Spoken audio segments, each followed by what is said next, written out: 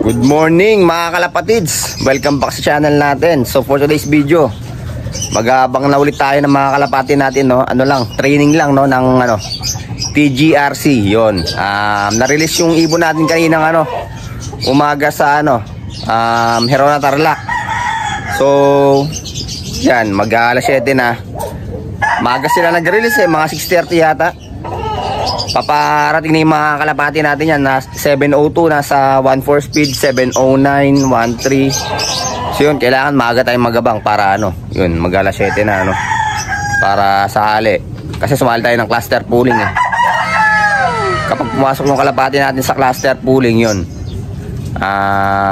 kinaklak natin ng maaga. Pero pag marami na nag-clock, kinaklak natin ng ng nearest cut off, kasi may price din yun, 5 kilos na patuka. Nung nakaraan tayo yung nanalo ng 5 kilos na patuka.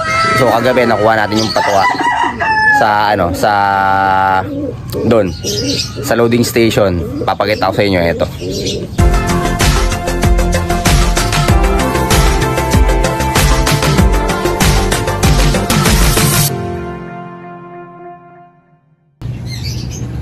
So ayan mga kalapatids, 5 kilos na kalapatids flyer mix yung napanalunan natin dun sa last training dahil sumali nga tayo ng cluster pooling. Sinempuan natin yung nearest cutoff. Kailangan kasi nearest cutoff 699 pababa yung speed. Kung sino yung pinakamataas doon sa kuwari 699.999, siya yung mananalo. Pero pag may mas mababa pa, yung talo na yun. Pero yung mas mataas dapat yung 699.999. Yun yung mananalo, yung pinakamalapit doon. So yun, tayo yung pinakamalapit, kaya tayo nanalo ng kalapatids flyer mix na 5 kilos. Yan, time check mga kalapatids, 6:59 na Weather forecast natin, ayan, maaraw na. Ayun litaw na si Haring Araw.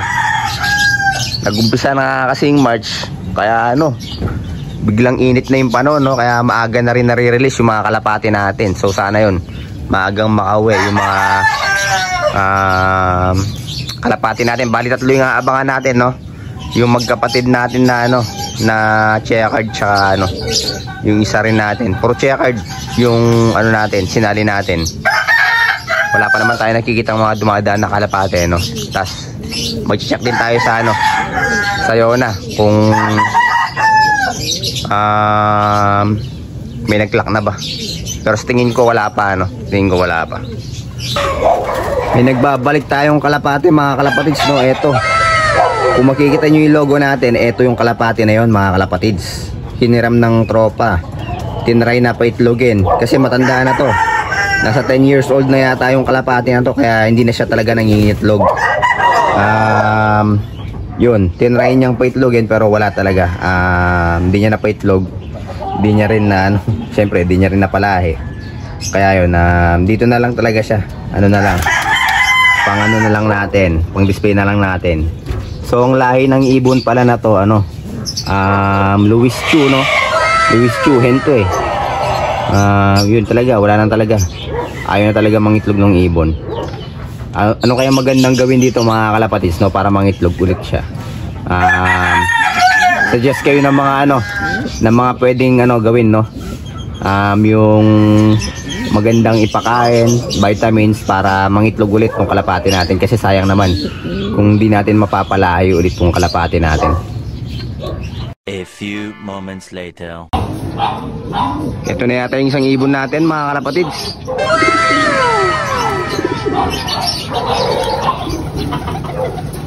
Ito na, tinayan natin ng cluster. Papasukin lang natin. Yun mga kalapatids, ito yung sinali natin ng cluster, 7:15 time check. Nakalak na natin siya. 11:38 pa yung speed niya.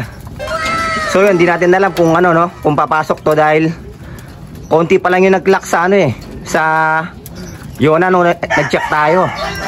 Konti pa lang. So sana yun, makachamba tayo, pumasok sa cluster yung natin, yung kalapati natin, May mga ilang dumadaan na rin ng mga kalapati dito So tingnan natin kung pangilan yung kalapati natin mga kalapatids, Tama yung tinayaan natin, mabilis talaga tong kalapati na to. kakto, no? Kaktong kalapati na to. Bali, yung kapatid niya na hen, wala pa. Pero nung last siya na una, kaya siya yung tinaya natin ngayon. Yun, consistent yung kalapati na to. Magaling, tapos wala pang sinayang na oras, pumasok agad. Second bird natin mga kalapatids, ito no. Yung kapatid niya na hen naman, ayan, 716. Padarating lang, no. Yun, mabibilis talaga yung mga kalapati natin. Kaya lang problema sa kalapati na to, yung hen na to, nagtatambay sa labas. Hindi natin kagad na papapasok. Kaya yun, simula nun hindi na natin tinaya ng pooling. Tinaya natin yung isa. Yun. So ilan pa ba hinihintay natin? Isa na lang hinihintay natin mga kalapatids, no? Ay, dalawa pa. Isang blue bar at saka isang pa, checkered pa pala. Nag-add pala tayo ng isang blue bar sa mga pinasaki natin. Kaya yun, dalawa pa yung hinihintay natin mga kalapatids. Pasok. Tigas talaga ulo na ito mga kalapatids. Ay pumasok agad pag dumarating. Ito na yata yung sa blue bar natin na yan, no? Umiikot-ikot pa. Yan na yata siya. Ito matigas talaga yung ulo. Kaya hindi na natin tinayaan ng pooling to dahil nagkatambay talaga sa labas. Pero mabilis sana siya, no? Mabilis sana. Mabilis din dumarating tong kalapati na to. Kaya lang, yun, girl tambay nga. Ento kaya girl tambay. Ito no, isang kalapati natin na yan. Umiikot-ikot pa, nabitin yata sa sa Hero na Tarlac.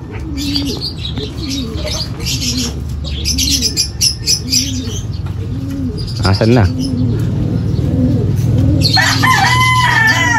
Nag-ranging pa yata. Hindi, ay, hindi mga dumadaan yung mga kalapati sa yung dami, oh.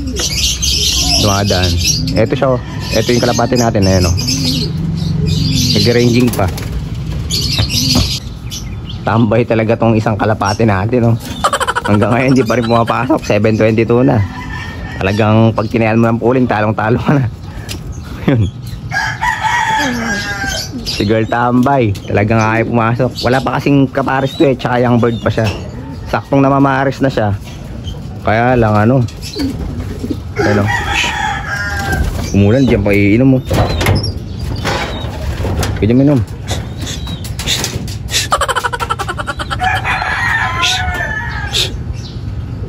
Diyan pa iinom mo. Bagawin nga natin. Patay pambugay.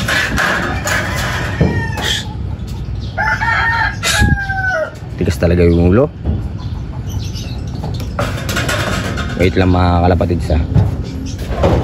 Kukunin natin yung pambugaw natin.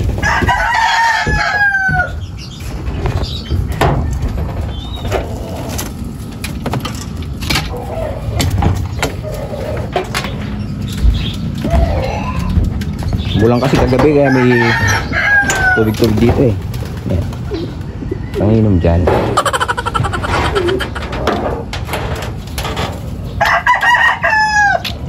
Ayun, dahil pang dumaraan mga kalapatid sa yan, no? Tapos yung blue bar natin kanina pa umiikot, ayan, no? Ito naman pasaway.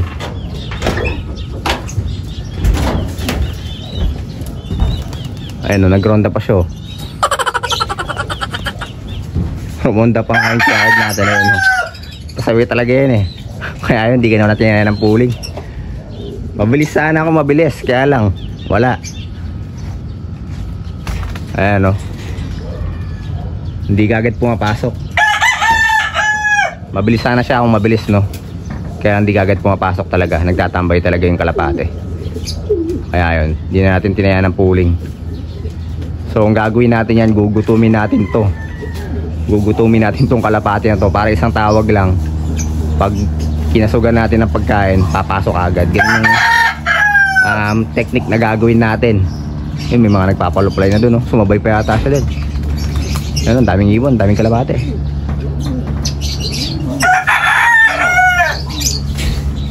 Yung isang blue bar natin kanina pa nag-ronda. Alam ko siya na yun, eh. Pag nag-ronda kasi yun, yung blue bar na yun talagang matagal.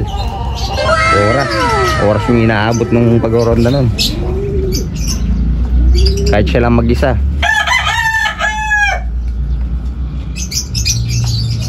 Sana napunta yung mga kalapate natin. Wala na. Maalis na lang pala niya. Ito yung pasaway natin kalapati, oh. Di ka pa pagod sa Rona. Pusok. Ito yung blue bar natin, ayan, oh. Kanina pa nag-ronda to. Yan. Kanina pa nag-ronda yan, mga kalapatid. Sigurado na ako siya na yun, eh. Alam ko siya na yun, yung blue bar natin. Papasukin lang natin.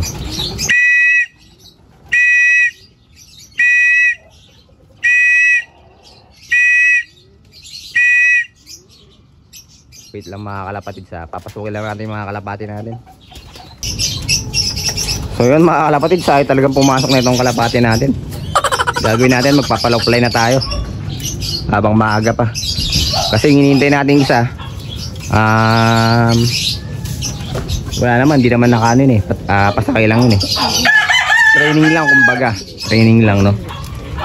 Ayun, papalow-play na tayo ng mga kalapati natin. Para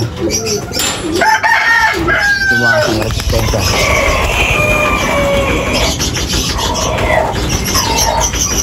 Boss,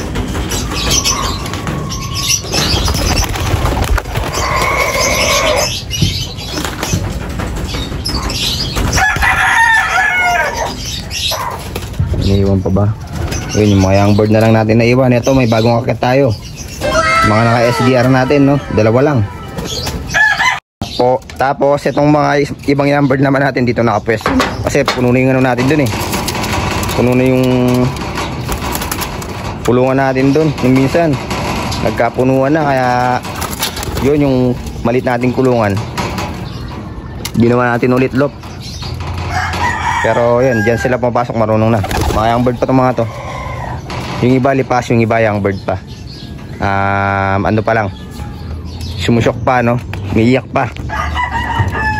Palabasin lang natin para ano, nagro-rondan na rin kasi sila, eh. Yun, sinano natin sa rondahan, sinasanay na natin. Ayun yung pasaway natin, nasa gitna, oh. Ayun yung mga kalapati natin. Yan.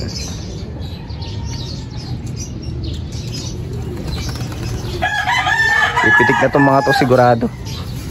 Ayan, o. Yung bird natin pumitik na. Ayan, o.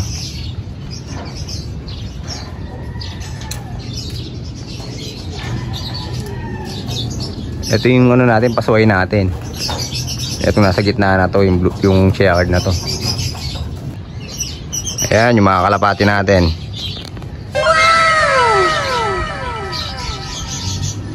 Nag-ranging pa yan sila, sigurado mamaya pa yan. Time check 7:30, no. Tingnan natin kung ilang oras silang ilang minuto silang magro-ronda. Pero pag hindi na natin pinaparonda masyado. Pag ayaw na nila, titigil na natin. Basta ang ginagawa na lang natin na training sa kanila, yung mga training sa club. Yun, lagi natin sila sinasabay para yun, lumalakas yung resistensya nila dun, eh. Pero hanggat kaya, no, pino-force play natin sila. Pero pag ayaw na talaga, yun, hindi na natin pino-force play. Kasi kapag pino-force play natin, umaano sila doon, dumadapo sila sa bubong na yan, no? Diyan sila dumadapo. Kaya yun, simula nun, hindi na tayo masyado nagpo-force play. Inaano na lang natin, tawag dito, doon sa training talaga natin sila binabatak. Training ng club, doon natin sila sinasabay. So mamaya naman, no, tignan natin kung may special meet to si Boss Gerald, no. Doon natin isasakay sila, sila Kaliskis. Kasi mas maganda yun, mas malayo yung yung mid toss nila. Si Kaliskis tsaka yung isang checkered natin, kasi sila yung nakalaban ng ng derby sa natin, BBC Junior. Ito, yung checkered na to. Si Kaliskis tsaka yung checkered na to, sila yung nakalaban sa BBC Junior. Bali, doon natin sila isasabay, no. Hindi natin sila sinabay kanina para naman hindi masyadong pagod yung kalapati natin pagdating ng derby. So yun, sana magkaroon ng mid to si Boss Gerald para masakay natin yung mga kalapati natin, no. Tapos itong loop na to, Yan yung pinapakita ko kanina. Yan yung kauna-unahang lock ko. Nasa baba pa yan nung nakaraan, no? Dati nung kauna-unahang nagkalapati ako. Yan yung pinakaunang lock ko. Nasa baba yan. Bali, nung nag-umpisa ako mag-alaga magkalapati, diyan ko nilagay yung mga kalapati ko, no? Diyan ko nilagay sila. Tapos hindi pa tayo kasali sa anong club, kahit anong club nun, hindi pa tayo nangangarera, basta nangangalapati lang tayo.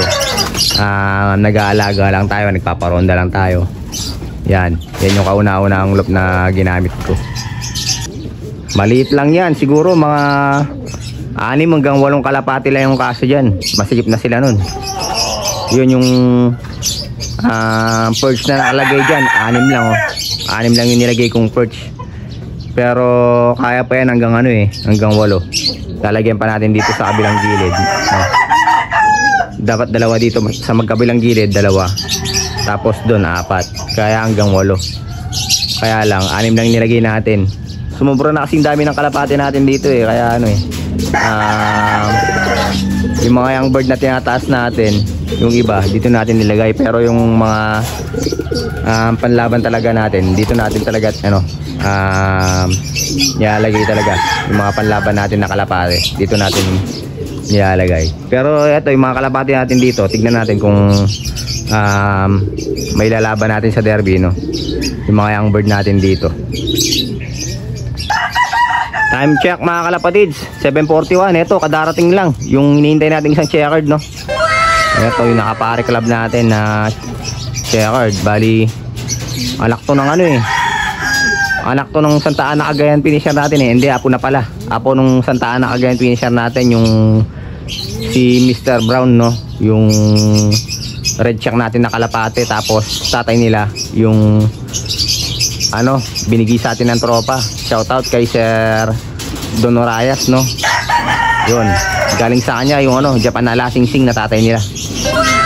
Yun, kay Pupulop yung pangalan niya. Nakapagpauwi ng Maasin Leyte yung tropa natin na yun. So yun, sa kanya galing yung yung tatay nito. Binigyan tayong nestmate nun magkapatid na Japan na lasing-sing nestmate. Hanggang ngayon hindi pa rin talaga pumapasok tong kalapati natin, no? Time check 7:42. Matigas talaga yung ulo na ito, itong na to, hen na to. Pero pag siguro nagkaroon ng kapares to, siguro papasok agad to. Bago mag-derby, bibigyan natin ng kapares tong kalapati natin na to, no? Kasi tinayaan na natin ng ng area patibay, ay pangkalatan na patibayan Siyempre, pag tinayaan na natin na ganun, ide-derby na natin. Sayang yung tinayaan natin kung di natin ide-derby, no? Mabilis din naman yung ibon, kaya lang problema lang talaga, nagtatambay sa labas. So, bago mag-derby, bibigyan natin siya ng matinding kak na kapares para naman may motivation siya para pumasok agad. Tapos bibigyan natin ng pwesto sa loob ng ng kulungan natin. Pwesto nilang 2 para sila, maging territorial, papasok agad yung mga kalapati natin. So yun mga kalapatids, hanggang dito na lang yung vlog natin para ngayong araw na to. Nagabang lang tayo ng mga pinasakay natin sa training, no? Hero na Tarlac, yung release kaninang umaga. So yun, nakauwi naman yung mga kalapati natin, goods naman yung pauwian. Kaya lang yung naka-cluster natin, di natin alam kung pumasok, no? Nag-check tayo sa Yona, parang negative, parang di siya pumasok sa sa cluster kasi top 10 lang yung kinukuha sa cluster. Parang nasa pang number 13 yata siya dito sa cluster natin. Kaya ayun, nahuli lang ng konti yung kalapati natin. Saktong pag-clock natin sa kanya, nag-clock din yung mga iba. So nasipa yung kalapati natin. Kaya ayun, wala. Lumabas sa sa top 10. Pero okay lang, no?